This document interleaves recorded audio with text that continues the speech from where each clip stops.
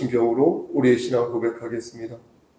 전능하사 천지를 만드신 하나님 아버지를 내가 믿사오며 그의 아들 우리 주 예수 그리스도를 믿사오니 이는 성령으로 잉태하사 동정녀 마리아에게 나시고 본디오 빌라도에게 고난을 받으사 십자가에 못 박혀 죽으시고 장사한 지 사흘 만에 죽은 자 가운데에서 다시 살아나시며 하늘에 오르사 전능하신 하나님 우편에 앉아 계시다가 저리로서 산 자와 죽은 자를 심판하러 오시니 성령을 믿사오며 거룩한 공예와 성도가 서로 교통하는 것과 죄를 사해 주시는 것과 몸이 다시 사는 것과 영원히 사는 것을 믿사옵나이다. 아멘. 찬송가 200장 찬송 부른 후에 우리를 대표해서 김원 집사님 기도 인도하시겠습니다. 200장입니다.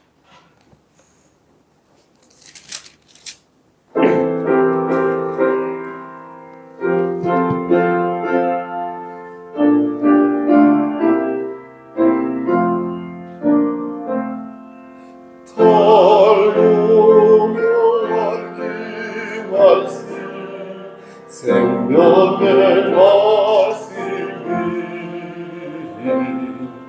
귀한 그 말씀 진실로 생명의 말씀이 나의 길과 길을 밝히 보여주니 아름답고 귀한 말씀 생명샘이로다. 아름답고 귀한 말씀 생명샘이로다. 귀한 주님의 말씀이 내 노래 되도다. 모든 사람을 살리는 생명의 말씀을 값도 없이 받아 생명길을 가니 아름답고 귀한 말씀 생명샘이로다. 아름답고 귀한 말씀 생명샘이로다. 널리 울리어 퍼지는 생명의 말씀이 마음의 용서와 평안을 공로로 전하니 다만 예수 말씀 듣고 복을 받네. 아름답고 귀한 말씀 생명샘이로다. 아름답고 귀한 말씀 생명샘이로다.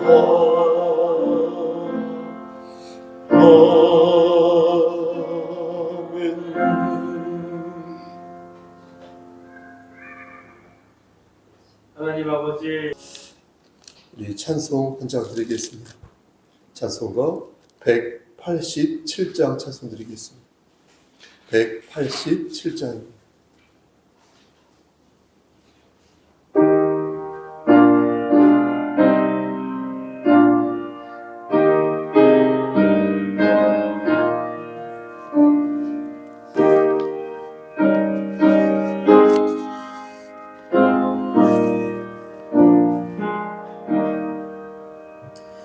이들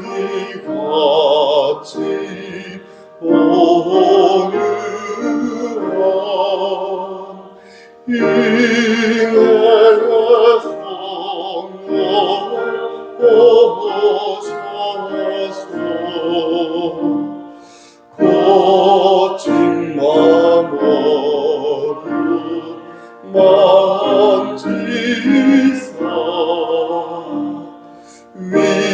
위로와 평화 주소서. 진리의 빛을 비춰서 주의 길가로 걸으며 주님을 옆에 모시고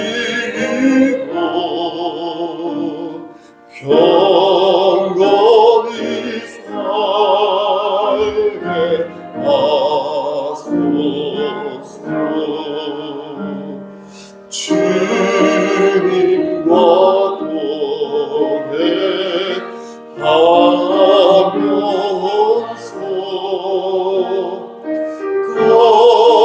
거룩한 길로 행하며 진리의 예수 붙잡고 길 잃지 않게 하소서.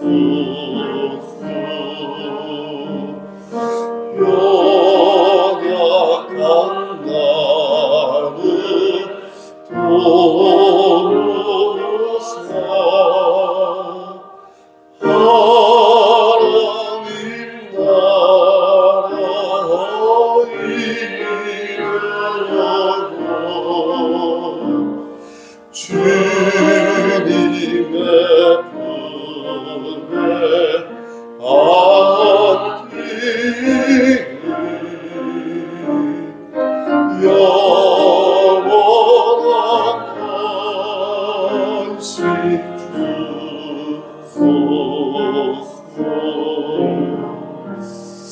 주소서.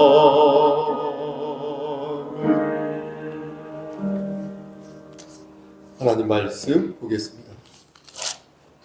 요한복음 12장 44절에서 50절 말씀입니다.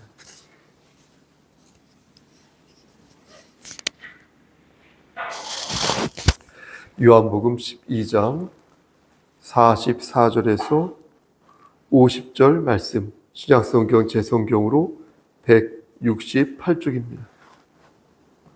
우리 다 같이 한 목소리로 44절부터 50절까지 합독합니다. 예수께서 시작. 예수께서 외쳐 이르시되 나를 믿는 자는 나를 믿는 것이 아니요 나를 보내신 이를 믿는 것이며 나를 보는 자는 나를 보내신 이를 보는 것이니라. 나는 빛으로 세상에 왔나니 모든 나를 믿는 자로 어둠에 거하지 않게 하려 함이로라. 사람이 내 말을 듣고 지키지 아니할지라도 내가 그를 심판하지 아니하노라. 내가 온 것은 세상을 심판하려 함이 아니요 세상을 구원하려 함이로라. 나를 저버리고 내 말을 받지 아니하는 자를 심판할 이가 있으니 곧 내가 한 그 말이 마지막 날에 그를 심판하리라. 내가 내 자의로 말한 것이 아니요 나를 보내신 아버지께서 내가 말한 것과 이룰 것을 친히 명령하여 주셨으니 나는 그의 명령이 영생인 줄 아노라. 그러므로 내가 이르는 것은 내 아버지께서 내게 말씀하신 그대로니라 하시니라. 아멘. 기도하시겠습니다. 하나님, 이 시간 간절히 바라고 하는 것은 우리 김원 집사님과 우리 김목현 집사님에게 함께 하시사 이 가정을 들어 사용하여 주시고 말씀 안에서 나날이 열매 맺는 가정 될 수 있도록 은혜 베풀어 주시옵소서. 주께서 허락하신 그 선물을 하나님 말씀 안에서 바르게 준비하고 태동하여 하나님께 영광 돌리는 귀한 집사님이요 이 가정 될 수 있도록 하시고 영육의 강건함을 허락하심으로 말미암아 여러모로 하나님께서 모든 것들을 예비하여 주시옵소서. 하나님 이 시간 하나님 말씀을 대언하고자 합니다. 바르게 전할 수 있도록 지혜를 허락하여 주시옵소서. 예수 그리스도인 받들어 감사하며 기도드렸사옵나이다. 아멘. 평상시와 다르게 조금 말씀이 5분 정도 길 것 같습니다. 말씀으로 은혜 받으시길 소원합니다. 여러분 혹시 오늘 본문 쭉 우리가 합독하셨는데요. 요한복음 12장 44절에서 50절 말씀입니다. 여러분 혹시 이 말씀이 이해가 되셨습니까? 저는 좀 어려웠는데요. 여러분들은 어땠습니까? 제가 오늘 본문이 어렵다고 생각한 이유는 두 가지인데요. 하나는 말씀 하나하나가 여러 가지를 생각하는 말씀이기에 어렵다 느껴졌고요. 또 하나는 말씀 자체가 좀 이해가 안 가는 구절이 있어서 어려운 것입니다. 그리 길지 않으니까 말씀이 한 절씩 한 절씩 읽으면서 하나님께서 우리에게 들려주시고자 하는 그 메시지를 제가 전하도록 하겠습니다. 먼저 44절 보시겠습니까? 44절 보시면 예수께서 외쳐 이르시되 나를 믿는 자는 나를 믿는 것이 아니요 나를 보내신 이를 믿는 것이며 이렇게 말씀하십니다. 여러분 혹시 이 말씀에서 퍼뜩 떠오르는 단어가 있습니까? 저는 삼위일체라는 단어가 떠오릅니다. 예수님께서는 말씀하시기를 지금 당신 안에 성부 하나님이 계시다는 것입니다. 그래서 너희가 나를 생각하면 동시에 성부 하나님을 생각하는 것이고 너희가 성부 하나님을 생각하면 동시에 나를 생각하는 것이다. 이렇게 말씀하신 것입니다. 그래서 45절 말씀을 보면 나를 보는 자는 나를 보내신 이를 보는 것이다. 이렇게 예수님께서 말씀하신 것입니다. 만약 예수님께서 여러분 이 말씀을 안 하셨다면 사람들은 예수님을 십자가에 달지 않았을 것입니다. 예수님이 한 발만 양보하셨다면 그래서 자신에게 권능이 있는 것 다 사람들이 이해했을 것입니다. 그 권능이 당신에게 권능은 있으나 내가 가지고 있는 이 권능이 하나님 수준까지는 아니야. 요 한 번만 말씀하셨다면 사람들은 예수님과 사이좋게 지냈을 것입니다. 하지만 예수님께서는 그렇게 하지 않으셨습니다. 왜냐하면 예수님께서 이 땅에 오신 이유는 우리의 죄를 사하사 우리를 구원하여 주시기 위해서 오셨기 때문입니다. 다시 말씀드려서 예수님께서 이 땅에 오신 이유는 사람들과 좋은 관계를 맺고 인간관계를 쌓기 위해서, 친분을 쌓기 위해서 오신 게 아니었다라는 것입니다. 그러니까 예수님의 정체성을 예수님 당신이 속이시면서까지 사람들의 비위를 맞출 이유가 하등 없었던 것입니다. 그래서 예수님께서는 때를 기다리시고 그 때가 되자 당신 안에 성부 하나님이 계시고 성부 하나님 안에 당신이 계시다라는 것을 사람들 앞에서 분명하게 선포하신 것입니다. 그럼 사람들은 예수님의 그 말씀을 듣고 가만히 있었습니까? 그렇지 않았습니다. 돌을 들어서 예수님을 쳐서 죽이려 하였습니다. 여러분 요한복음 앞에 장 10장 30절과 31절 말씀을 찾아보시기를 바랍니다. 여기서도 예수님께서 오늘 본문과 나오는 말씀과 비슷한 말씀을 하시는데요. 그렇게 말씀을 하시자 사람들이 어떻게 합니까? 그렇죠. 돌을 들어서 예수님을 쳐서 죽이려고 합니다. 10장 30절과 31절 한 목소리로 합독합니다. 나와 시작. 나와 아버지는 하나이시니라 하신데 유대인들이 다시 돌을 들어 그렇죠. 이렇게 말씀하셨습니다. 33절 말씀을 보면 왜 저들이 예수님을 죽이려고 하였는지 분명하게 말씀하시는데 그것은 신성모독 때문이다. 이런 신성모독. 예수님이 훌륭한 분이라는 사실은 훌륭한 분이라는 것은 알겠는데 자신들이 믿는 성부 하나님과 자꾸 일체라고 하시니까 도저히 그것을 받아들일 수가 없다는 것입니다. 그러한 유대인들의 모습은 2000년이 지난 지금도 계속되고 있다는 것입니다. 유대인들은요 예수님을 하나님으로 인정하지 않거든요. 다시 말씀드려서 그들은 삼위일체를 믿지 않습니다. 유대인뿐만이 아닙니다. 믿음이 없는 사람들은 모두 예수님을 하나님으로 믿지 않습니다. 공통적인 것이. 그가 훌륭한 사람이고 그가 정의로운 사람이고 그가 사회적인 약자를 위해서 몸 바쳐서 일했다 하더라도 그 중심에 예수님이 없으면 그는 하나님을 믿는 사람이 아닌 것입니다. 다시 12장 44절과 45절로 돌아가겠습니다. 12장 44절과 45절로 돌아가서 그런데 예수님께서는 분명히 이렇게 말씀하셨다는 것입니다. 나를 믿는 자는 나를 믿는 것이 아니요 나를 보내신 이를 믿는 것이며 나를 보는 자는 나를 보내신 이를 보는 것이다. 이렇게 말씀하셨다는 것입니다. 여러분 이렇게 명료하게 우리 주님께서 삼위일체를 말씀해 주고 계신데 어떻게 안 믿을 수가 있겠습니까? 그러므로 삼위일체를 부정하는 사람들은 성경을 부정하는 것이고 성경을 부정한다는 것은 하나님의 하나님 되심을 부정하는 것입니다. 그래서 하나님의 말씀을 말씀으로 받지 않겠다는 것입니다. 여러분 목사라고 말하는 사람 중에도 놀라지 마십시오. 예수님의 하나님 되심을 믿지 않는 목사들이 있습니다. 여러분 신학대학교 교수 중에서도요. 예수님의 하나님 되심을 부인하는 교수들도 있습니다. 여러분 교회에 십자가가 있고요. 여러분 예수님 크리스마스에는요 예수님을 찬미하고요 막 연극도 하는데요. 예수님의 하나님 되심을 믿지 않는 교회가 있다는 것입니다. 그런 것을 어떻게 교회라고 말할 수 있으며 목사라고 말할 수 있으며 신학대 교수라고 말할 수 있을까요? 말할 수 없는 것입니다. 반대로 예수님의 하나님 되심을 인정해요. 맞아요. 예수님 하나님이십니다. 이렇게 인정해요. 그러면서 대신 자신들이 믿고 따르는 교주를 그 반열 위에 올려놓는 사람들도 있습니다. 우린 그들 뭐라고 부릅니까? 이단이라고 부르죠. 이단을 구분하는 방법은 너무나 쉽습니다. 예수님을 하나님으로 인정하지 않고 하나님이신 예수님의 반열에 특정 인간을 올려놓으면 다 이단인 것이에요. 제가 그렇게 말한다면 저도 이단인 것이에요. 이제 46절과 47절 말씀을 보겠습니다. 여러분 46절 말씀 있죠? 이 말씀은 매우 명료해서 내용이 어렵지 않습니다. 저는 46절과 47절 말씀이 복음을 우리가 사람들에게 전할 때 아주 필요한 말씀이라고 생각합니다. 누군가가 여러분들에게 거듭나는 방법을 만약 물어본다면 여러분들은 이 46절과 47절 말씀을 들어가면서 그들에게 복음을 전하면 될 것입니다. 예수님께서는 빛으로 세상에 왔다고 말씀하시면서 나를 믿으면 어둠에 거하지 않을 것이다. 이렇게 말씀하셨습니다.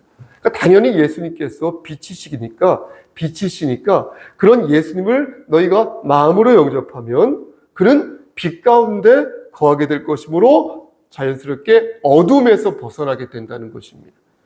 그런데 47절 말씀 있죠. 이 말씀이 저는 좀 어렵습니다. 여러분은 어떻습니까? 우리 함께 47절 말씀을 한 번 더 합독해 보겠습니다. 시작. 사람이 내 말을 듣고 지키지 아니할지라도 내가 그를 심판하지 아니하노라. 내가 온 것은 세상을 심판하려 함이 아니요 세상을 구원하려 함이라. 여러분 어떻습니까? 좀 헷갈리지 않으십니까? 예수님께서는 심판하러 오신 것이 아니라 온 것이 아니라 세상을 구원하기 위해 오셨다고 말씀하십니다. 좀 헷갈리지 않으십니까? 불의 심판이 없다고 말하는 사람들이 있거든요. 그 사람들은 이 말씀을 가지고 사랑과 자비가 풍성하신 예수님께서 심판하실 이유가 없다고 말합니다. 그렇게 주장합니다. 그러니 구원만 있을 것이라고 주장합니다. 근데 그건 잘못된 주장입니다. 여러분 심판하러 온 것이 아니다라는 말씀의 뜻은 너희가 심판을 받는 거 있잖아요. 너희가 심판을 받는 것은 너희들 스스로 잘못해서 심판을 받는다는 것을 말씀하는 것이에요. 그러니까 예수님의 잘못이 아니라는 것을 지금 말씀하시는 거예요. 지금 예수님 스스로 심판은 내 책임이 아니라고 분명히 말씀하시는 거예요. 나는 너희를 구원하려고 왔는데 너희가 자꾸 딴짓을 하면서 어두움에 거하고자 하니까 나는 여기에서 분명히 너희들에게 천명하는데 내가 여기에 온 주된 이유는 구원하기 위해서 온 것이다. 이렇게 밝히시는 거예요. 이렇게 말해도 끝까지 심판이 없다고 말하는 사람들이 있습니다. 그럼 다른 성경 구절을 찾아보는 것입니다. 마태복음 여러분 25장 말씀을 보면요. 우리가 잘 아는 예수님의 말씀이 나옵니다. 길게 얘기할 것도 없이 30절 말씀을 보면 뭐라고 말씀하냐면요. 마태복음 25장 30절에 이 무익한 종을 바깥 어두운 데로 내쫓으라. 그렇죠? 맞습니다. 거기서 슬피 울며 이를 갈리라 이렇게 말씀하시거든요. 그럼 이 말씀을 어떻게 설명해야 합니까? 또 고린도전서 15장 25절 말씀에서도 이것만 찾아본다면 그가 뭐라고 말씀하냐면 그가 모든 원수를 그 발 아래 둘 때까지 그가 모든 원수를 그 발 아래 둘 때까지 반드시 왕노릇하시 이렇게 말씀하시거든요. 그럼 이 말씀을 어떻게 설명해야 됩니까? 하나님은 자비로우시기도 하고 공의로우시기도 하다는 거예요. 사랑이 많으시다고 해서요 심판하지 않는 법이 없으며 심판하신다고 해서요 사랑이 없으신 것도 아니라는 것입니다. 성경은 어느 한 가지를 강조하기 위해서 다른 한 가지를 의도적으로 감춘다는 것입니다. 그러므로 우리는 한 구절만 보고 판단할 것이 아니라 성경 여러 구절을 함께 보면서 하나님의 뜻과 하나님의 성품을 파악할 수 있어야 한다는 것입니다.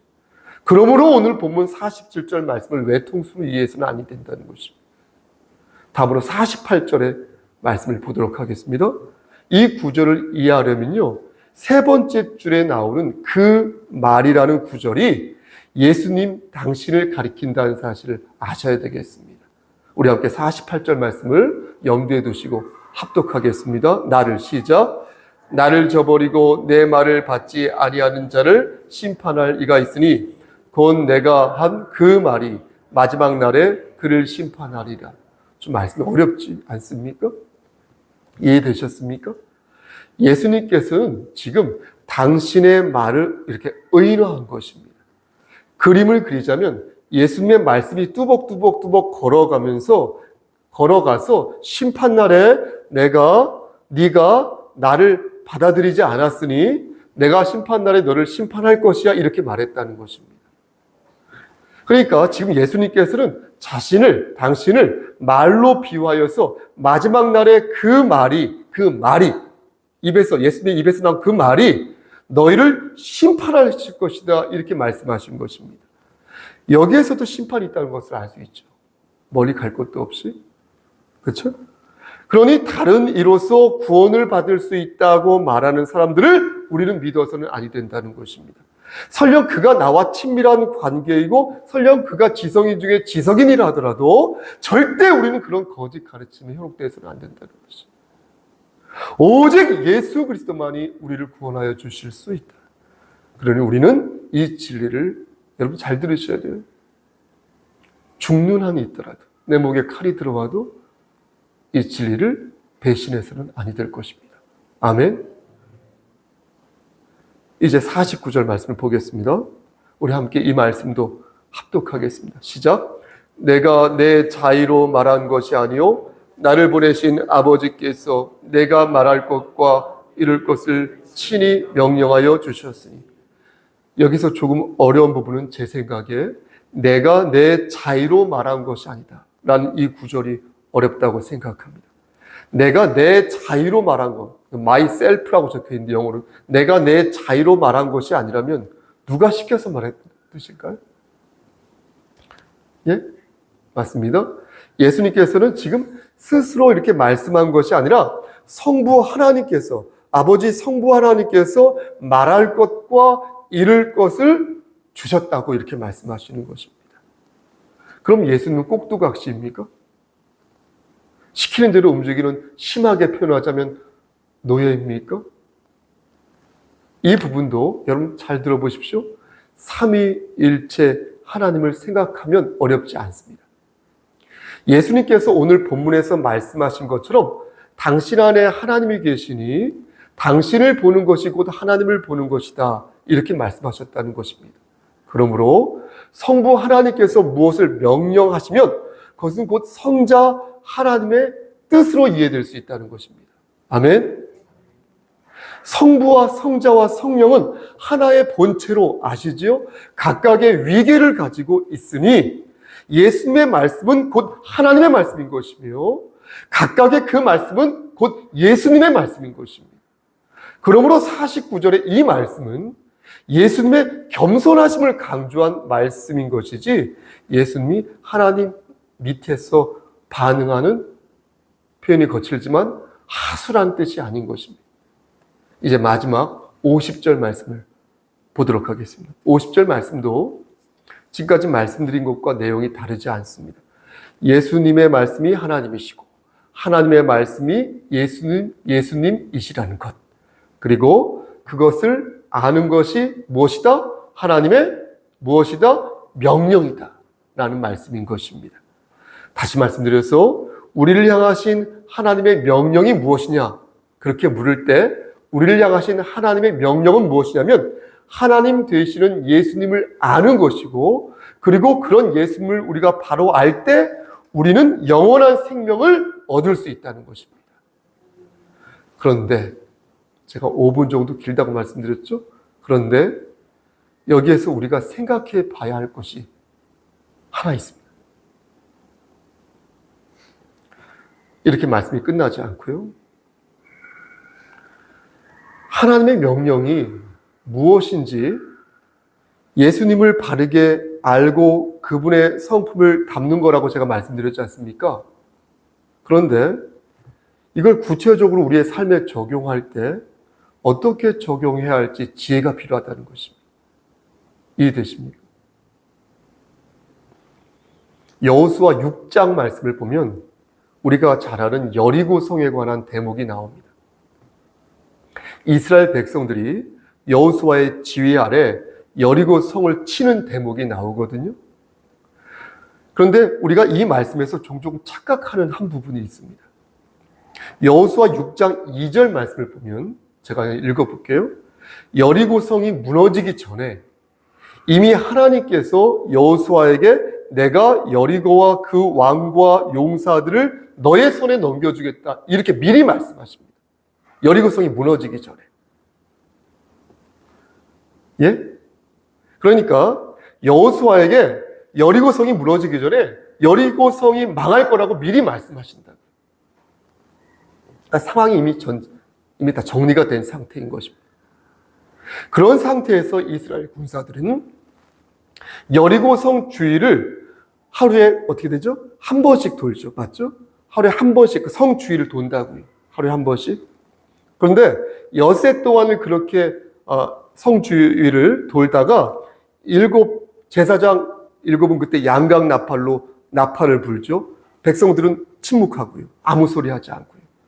그러다가 엿새는 그렇게 돌고 가다가 그 성을 7째 날에, 맞죠? 7째 날에 그 성을 7번 돕니다. 재밌지 않습니까? 전 좀 조잡하다는 생각까지 드는데, 하루에 한 번 돌고 마지막 날에 7번 돌아요. 머릿속에 그림이 그려지시죠? 침묵해서 돌고 제사장은 나팔을 불어요. 7명의 제사장이. 근데 마지막 날에 제사장이 나팔을 길게 불어요. 길게 분다는 게 어떤 의미인지는 잘 모르겠어요. 아무튼 길게 나팔을 불 때 어떻게 합니까? 백성들이 큰 소리로 소리를 칩니다. 그럼 그때 여리고성이 무너진다는 거예요. 그리고 실제 무너졌다는 거예요. 구체적으로 뭐라고 외치는지는 제가 알 수 없으나 성경에 나오지 않으면 되게 큰 외침이 테루아라고 하거든요. 큰 함성이라는 뜻입니다. 그러니까 아무튼 큰 소리로 모든 그 백성들이 와든 오든 뭐든 막 외쳤다는 거예요. 여기서 한 번 더 강조하는 것은 무엇입니까? 이미 여리고성이 함락될 것이라는 것을 하나님께서 어떻게 하셨다? 말씀하셨다는 거예요. 여호수아에게. 그럼 우리는 여기에서 이런 질문을 할 수 있습니다. 이미 함락될 성인데 왜 하나님께서는 이스라엘 백성들에게 여리고성 주위를 돌라고 하셨을까? 그리고 왜 침묵하며 돌라 하셨을까? 그리고 왜 하루에 한 번 돌라 하셨을까? 그리고 그것을 일주일이라 왜 돌라고 하셨을까? 그것도 마지막 날에는 왜 7번 돌라 하셨을까? 그리고 왜 제사장들에게 양과 나팔을 불게 하셨을까? 여러분 왜 그렇다고 생각하십니까? 그 이유를 성경은 말씀하지 않으십니다. 히브리서 11장 20절 말씀을 보면 믿음으로 7일 동안 여리고를 도니 성이 무너졌다 라고만 말씀할 뿐 그 이유는 일체 성경에서 말씀하지 않습니다. 사랑하는 성도 여러분, 중요한 것은 저들이 믿음으로 그런 행동을 하였다는 것입니다. 그럼 그 믿음이 무엇이죠? 그 믿음이 뭡니까? 여리고 성을 무너뜨려야겠다는 저들의 의지가 믿음입니까? 맞습니다. 성경에서 말씀하는 믿음은 무엇이냐면요, 그런 것이 믿음이 아니에요. 성경에서 말씀하는 믿음은요, 여러분 잘 들으셔야 됩니다. 반드시 한 가지 조건이 있습니다. 그것이 없으면요, 아무리 철을 녹이는 강한 의지라 해도요, 하나님이 원하시는 믿음이라고 말할 수 없습니다. 여러분, 그것이 무엇입니까? 하나님이 원하시는 믿음의 조건, 그것이 무엇입니까? 맞습니다. 귀 있는 자는 성령의 음성을 들으시길 바랍니다. 믿음의 필수 조건이 무엇이냐? 그것은 바로 하나님의 말씀이라는 거예요. 하나님의 말씀이 없는 믿음은요, 성경에서 말씀하는 믿음이 아니라는 거예요. 하나님의 말씀이 없는 믿음이요, 그 믿음은요, 우리의 굳센 의지요, 우리의 굳센 신념일 뿐 하나님이 주신 믿음이 아니라는 거예요. 우리의 굳센 신념과 우리의 굳센 의지가 하나님이 원하시는 믿음으로 발전하려면 거기에는 반드시 하나님의 말씀이 있어야 한다는 거예요. 제가 왜 이런 이야기를 여러분들에게 하는 것입니까? 교회에 다니는 많은 사람들이요, 하나님께서 자신에게 어떤 감동을 주셨다고 말을 합니다. 그런 말을 목사도 하고 장로도 하고 권사도 하고 집사도 하고 어린아이도 합니다. 모든 사람들이, 성도들이 그렇게 말을 합니다. 많은 성도들이 그렇게 말합니다. 저는 그런 말을 들을 때요, 가슴 한켠이 뜨거워지면서요, 동시에 불안한 마음이 생깁니다. 솔직히 말씀드립니다. 하나님이 감동을 주셨다고 하니까 뭐라고 말을 할 수는 없겠는데, 하루아침에 그 감동이 또 사라졌다고 하니 이럴 때는 어떻게 해야 하나 싶은 것입니다. 하루에도 12번씩 다른 레퍼토리로 하나님께서 감동을 주시는 거라면 그때마다 감격해야 하는 것인지 묻게 된다는 것입니다. 그래서 여러분들에게 말씀드리는 것입니다. 하나님께서 감동을 주셨다면 반드시 거기에는 하나님의 말씀이 있어야 한다는 것입니다. 이스라엘 백성들이 여리고 성 주변을 돈 것은 저들이 망하게 될 것이라는 하나님의 말씀이 사전에 있었기에 그 말씀에 입각하여서 성을 돈 것이지, 성 자체를 돌면서 주술을 웬 것이 아니라는 거예요. 아무런 말도 하지 않고 있다가 일곱째 날에 소리를 지른 게 아니라는 거예요. 거듭 말씀드리지만 하나님께서는 이미 여리고 성이 망할 것이라는 것을 말씀으로 말씀하셨다는 거예요. 저들은 그 말씀을 믿음으로 승리의 기쁨을 맛볼 수 있었던 것입니다. 그러니까 저들은 자신들의 신념과 자신들의 용기로 여리고성을 무너뜨린 게 아니라 하나님의 말씀에 대한 그 믿음으로 여리고성을 무너뜨렸다는 거예요. 그러므로 믿음은 반드시 하나님의 말씀이 전제되어 있어야 합니다. 그러니 하나님의 말씀 없이 자신의 감정으로 하나님의 감동을 주었다고 말하는 것은 위험한 생각입니다. 그리고 자칫 신비주의에 빠져 하나님을 jut을 외듯 부적 붙이듯 점치러 다니듯 그렇게 믿는 지경에 이를 확률이 높다는 것입니다. 이렇게까지 말씀드리고 나서 그럼 어떻게 해야 되죠? 이렇게 여러분들은 저에게 물으셔야 합니다. 그럼 어떻게 합니까? 우리가 하나님께 무언가를 간청할 때 우리 안에 하나님의 말씀이 있으려면 어떻게 해야 합니까? 여호수아에게 들려주신 것처럼 여리고 성이 무너질 것이라고 지금 우리에게 말씀하지 않으시는데 이해되시죠, 여러분? 우리는 어떻게 우리의 믿음 안에 하나님의 말씀이 있다는 것을 알 수 있죠? 집사님? 정말 말씀 마칩니다.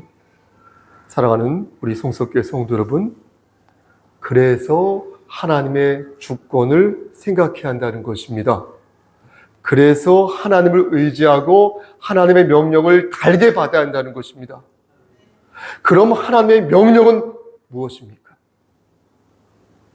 다시 오늘 본문으로 돌아가서 50절 말씀에서 말씀하시기를 하나님의 명령은 무엇입니까? 예수님을 알고 예수님의 성품을 닮아가는 것이니 우리가 이렇게 할 때 우리의 믿음은 비로소 합당한 믿음이 될 수 있다는 것입니다. 그러므로 저는 여러분들에게 이렇게 권면하고 싶습니다. 여러분 기도하실 때 있죠. 여러분 기도하실 때 이렇게 해보십시오. 늘 결론부터 생각해 보십시오. 사업이 잘 되길 원하십니까? 혹시 병이 낫기를 원하십니까? 집이 팔리길 원하십니까? 자식 농사를 잘 짓고 새 생명이 잘 자라기를 혹시 원하십니까? 그러면 결론부터 먼저 생각해 보십시오. 그렇게 되었을 때 나는 어떻게 할 것인가? 그렇게 열매가 거두어졌을 때, 그 기도가 이루어졌을 때, 그때 나는 어떻게 할 것인가? 그렇게 결실을 맺었을 때, 그렇게 되었을 때 나는 하나님을 위해 무엇을 할 것인가? 그런 생각이 들 것입니다. 그리고 그 생각 중심에 예수 그리스도를 심은 뒤에 다시 하나님을 찾아보십시오. 그러면 하나님께서 여러분들의 믿음을 진정한 믿음이라고 여겨주실 것입니다. 여러분들이 서 있는 그 자리에서 믿음으로 외치시기를 저 좀 보시고요. 주님 이름 받들어 간절히 축원합니다. 아멘. 기도하십니다. 하나님, 우리가 간청하는 그 기도 제목 중에 하나님의 깊으신 뜻을 생각하고 우리가 그 결실을 맺을 때에 과연 내가 하나님을 위해 무엇을 할 것인지 돌아보게 됩니다. 우리의 생각 중심에, 우리의 생각 끝 중심에 예수 그리스도를 심고 다시 하나님께 간청하오니 하나님 우리가 믿음으로 간청할 수 있도록 하시고 그 믿음 속에 하나님의 말씀이 살아 움직여서 성령의 능력으로 우리가 독수리의 날갯짓을 할 수 있도록 은총 베풀어 주시옵소서.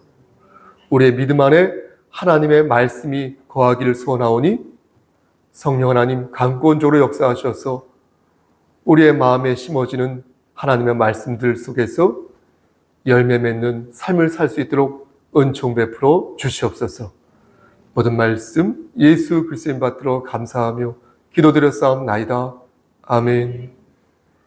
이제는 우리를 죄에서 구속하여 주신 우리 구주 예수 그리스도의 은혜와 아버지 하나님의 만극하신 그 사랑하심과 성령 하나님의 교통하시고 인도하시는 모든 역사하심이 하나님 말씀 안에서 진실로 믿음으로 일어서기를 소원하는 여기 모인 성도와 그들의 가정과 이 제단과 이 나라 위에 하나님의 사랑하심이 세세토록 함께 계실지어다.